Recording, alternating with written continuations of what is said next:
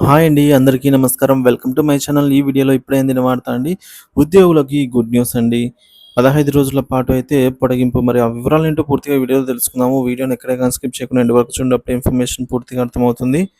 Video చూస్తున్న ప్రతి ఒక్కరు కూడా వీడియోకి లైక్ చేయండి. అలాగే వీడియోని తోటి ఉద్యోగ మిత్రులతో షేర్ చేయండి. కొత్తగా మన ఛానల్ చూస్తూ ఇంకా ఎవరైనా సబ్స్క్రైబ్ చేసుకుని వారు ఎవరైనా ఉన్నట్లయితే దయచేసి మన ఛానల్ అయితే సబ్స్క్రైబ్ చేసుకోండి. దీని ద్వారా నేను చేసే లేటెస్ట్ వీడియోస్ అన్నీ మీ వరకు రీచ్ అవుతాయి. ఇక ఆలస్యం చేయకుండా మన వీడియోలోకి అయితే వెళ్ళిపోదాము. ఫ్రెండ్స్, ఏపీలో ఉద్యోగుల బదిలీలపై ఉన్న నిషేధాన్ని ప్రభుత్వం సడలించింది. తాజాగా కూటమి సర్కారు అధికారంలోకి వచ్చాక ఉద్యోగుల నుంచి వచ్చినటువంటి వినతుల నేపథ్యంలో ప్రభుత్వం ఈ నిర్ణయం తీసుకుంది. ఈ నెల 19 నుంచి 31 వరకు కూడా ప్రభుత్వము లోని ఈ 15 శాఖల ఉద్యోగులకైతే బదిలీలు చేపట్టేందుకు ప్రభుత్వం గతంలో ఉత్తర్వులు అయితే ఇచ్చింది. అయితే ఎక్స్చేంజ్ శాఖకు మాత్రం సెప్టెంబర్ 1వ తేదీ నుంచి సెప్టెంబర్ 5వ తేదీ వరకు బదిలీలు చేపట్టాలి అని అయితే ఆదేశించింది.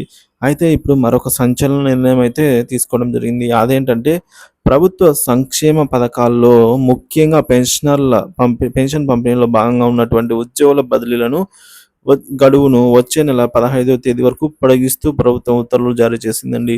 సో, వాస్తవానికి ప్రభుత్వ నిర్ణయం ప్రకారం ఈ ఉద్యోగుల బదిలీల గడువు కూడా ఆగస్టు 31తోనే ముగియనుంది. కానీ వేరే దారి లేదనమాట.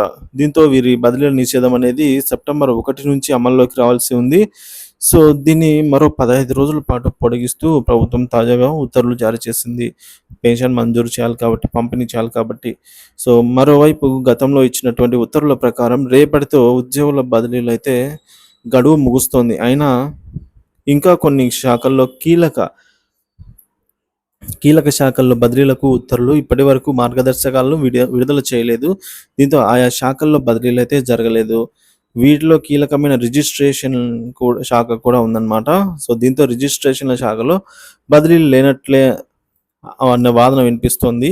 అలాగే రవాణా శాఖలో ఆరోపణల నేపథ్యంలో బదిలీల మార్గదర్శకాలకు విడుదలకు ప్రభుత్వం ప్రస్తుతానికి బ్రేక్ వేసింది. ఇక మిగిలిన శాఖల్లో బదిలీలు రేపటితో ఈ ప్రక్రియ అయితే ముగియనుందనమాట. కానీ ఏదైతే పెన్షనర్లకు పెన్షన్ పంపిణీ చేసే కీలక ఆహ్, ఈ విధంగా సంక్షేమ పెన్షన్ల పథకంలో ముఖ్యంగా పెన్షన్ పంపిణీల్లో భాగంగా ఉన్నటువంటి ఉద్యోగుల బదిలీలను ఈ నెల 15వ తేదీ వరకైతే పొడిగించిందనమాట. సో, ఇది ఫ్రెండ్స్ ఇప్పటివరకున్న తాజా అప్డేట్ న్యూస్.